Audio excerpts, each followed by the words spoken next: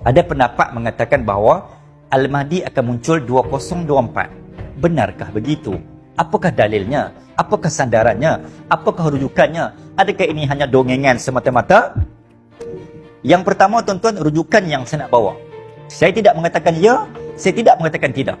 Tapi saya nak bawa perbincangan ini berbalik kepada dalil yang saya bacakan di awal ayat yang kelima surah Al-Isra. Bila timbulnya kerosakan yang dirujukkan kepada Yahudi, tuan-tuan, Allahumma salli ala Muhammad, maka Allah akan datangkan satu puak, satu kaum yang lebih gagah, yang beriman. Cluenya yang beriman, yang gagah, yang kamu akan lihat dia akan perangi semua bangsa di dunia ini, yang kamu akan lihat tidak akan pernah berlaku peperangan pada zaman Al-Mahdi nanti sebelum ini. Maksudnya zaman Al-Mahdi nanti tidak akan pernah berlaku pada zaman Al-Mahdi nanti seperti ataupun sebelum ini. Jadi peperangan yang berlaku hari ini, yang tahun ni, peperangan dunia pertama, kedua, yang sebelum ini, pada zaman Al-Mahdi nanti kamu akan lihat, kalau kamu panjang umur pada zaman tu, kamu akan lihat inilah satu bentuk peperangan yang tak pernah berlaku sepanjang bumi ini wujud. Tuan-tuan muslimin dan muslimat rahimakumullah. Tuan-tuan kena ingat macam ni, sallallahu alaihi wasallam. Kita sebut Al-Mahdi, saya rasa tuan-tuan faham, Al-Mahdi ni dia perantaraan. Imam Al-Mahdi menjadi satu episod yang akan menutup kisah tanda kecil kiamat. Dan Dajjal akan menjadi pembuka kisah awal tanda besar kiamat. Jelas? Jadi kita faham dan kita gerak dan kita letak di dada dan dalam iman kita yang paling dalam, tuan-tuan.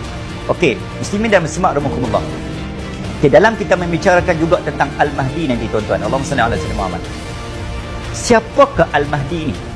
Bila dalam rujukan saya, dia ada dua dalil. Tadi saya katakan tadi, dalil yang pertama, andai kata 2024 memang benar kemunculan Al-Mahdi.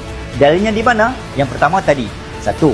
Yang kedua, dalam kitab Taurat lama, tuan-tuan boleh rujuk benda ni. Kitab Taurat lama ada satu mitos Yahudi. Mitos ni pegangan orang Yahudi.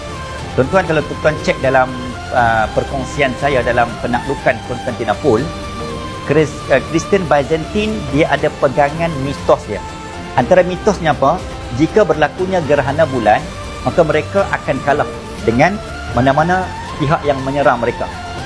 Akhirnya, tuan-tuan, pada malam 29 Mei dia datang yang kumpulan Al-Fatih, berlaku gerhana bulan. Memang benar mitos mereka, tuan-tuan, mengatakan bahawa mereka akan kalah dan jatuh serta runtuh, akhirnya tewas kepada tentera terutama Al-Fatih. Okey, kembali kepada perbincangan ini. Yahudi percaya, tuan-tuan, sallallahu alaihi wasallam, dalam kitab Taurat lama ni mitos Yahudi. Mereka hanya mampu berkuasa dalam kitab mereka, berkuasa dalam ke atas Israel ataupun Palestin hari ini hanya selama 76 tahun. Okey, tuan-tuan cek. Okey, kalau saya tanya tuan-tuan, bilakah penguasaan dan pendudukan Yahudi, kita kata secara rasminya, ke atas bumi Israel ataupun Palestin? Jawapannya, ya, saya yakin tuan-tuan mampu menjawab. 1948. Okey, 1948 secara rasminya. Tuan-tuan, 1948 jika dikira 76 years. Okey, kalau kita merujuk kepada tahun hijrah.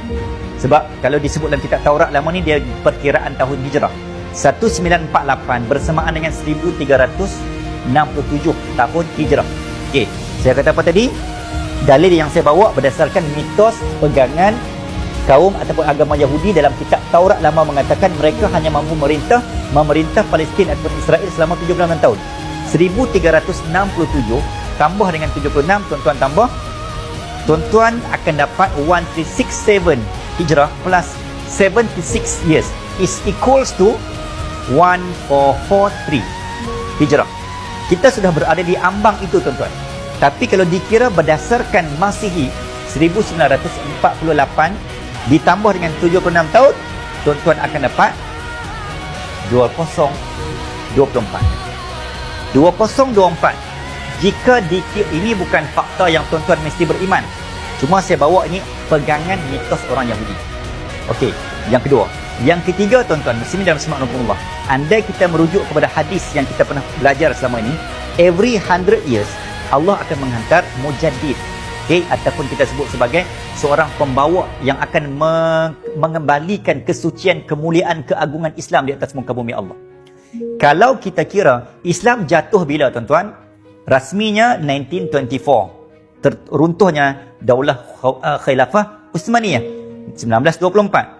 1924 tuan-tuan, kita dah ranak, kita dah tertiarap sampai malam ni, sampai hari ni, sampai tuan-tuan sedang saksikan kuliah ini. Dah berapa tahun tuan-tuan? Hari ni dah 2021. Lebih kurang sudah 97 ke 97 tahun, hampir 97 tahun tuan-tuan. Kalau merujuk pada hadis ni, every 100 years, maka Islam akan muncul seorang. Kita tak pasti siapakah seorang itu.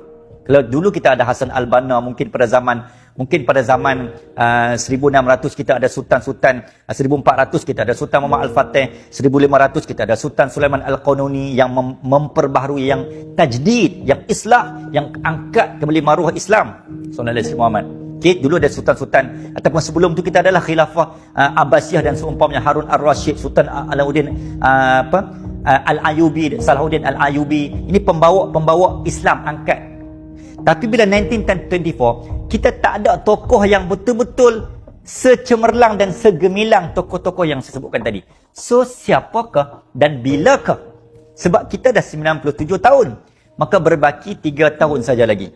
Bila berbaki 3 tahun saja lagi untuk melengkapkan 100 tahun kejatuhan Daulah Uthmaniyah, maka 3 tahun lagi ditambah dengan 2021 bersamaan dengan 2024. Persoalan saya dan kita bersama, siapakah yang akan dimunculkan oleh Allah Azza wa Jal untuk kembali membawa agama di puncak yang tertinggi, al-Islamu ya'lu wa la yu'la alaih, pada tanggal ataupun menjelang 2024 nanti.